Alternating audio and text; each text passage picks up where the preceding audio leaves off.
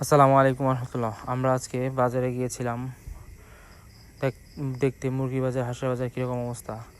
দেখতে দেখতে চীনা হাঁস পছন্দ হলো 6টা। 6টা হাঁস দেখতে মাশাআল্লাহ খুবই চমৎকার। তো মোটামুটি এটা চরসুন্দুর বাজার, নরসিংদী পলাশ থানায় চরসুন্দুর বাজার, মোটামুটি বড় একটা বাজার। তো হাঁসগুলো দেখেই পছন্দ হলো, তো দামাদামি করে নিলাম। হাঁসগুলো মাশাআল্লাহ অনেক সুন্দর দেখতে, এবং আসলে থাম্বনেইলে লেখা আবারও চীনা হাঁস সংগ্রহ করলাম। আসলে এইবার নিয়ে মোট 3বার চীনা হাঁস সংগ্রহ করেছি আমরা। প্রথম হচ্ছে জিরো সাইজের বাচ্চা নিয়েছিলাম, তারপরে হচ্ছে মিডিয়াম, তারপর এখন একটু বড় সাইজের বাচ্চা। আসলে প্রথম 2বার সারভাইভ করতে পারি নাই, এবার দেখা যায় ইনশাআল্লাহ আল্লাহ তাআলা কী রাখে।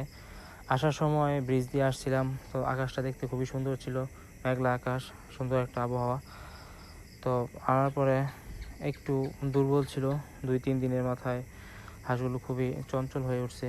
আসলে 2-3 দিন আগের ভিডিও করা হাঁসটা এনেছিলাম, আরও কয়েকদিন আগে হাঁসটা হাট থেকে এনেছিলাম।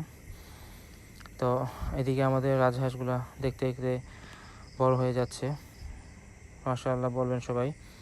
তো রাজহাঁসগুলো ভ্যাকসিন দেওয়ার পরে খুবই ফুরফুরে আছে। তো আলহামদুলিল্লাহ আমাদের কবুতরগুলো আছে আলহামদুলিল্লাহ ভালোই।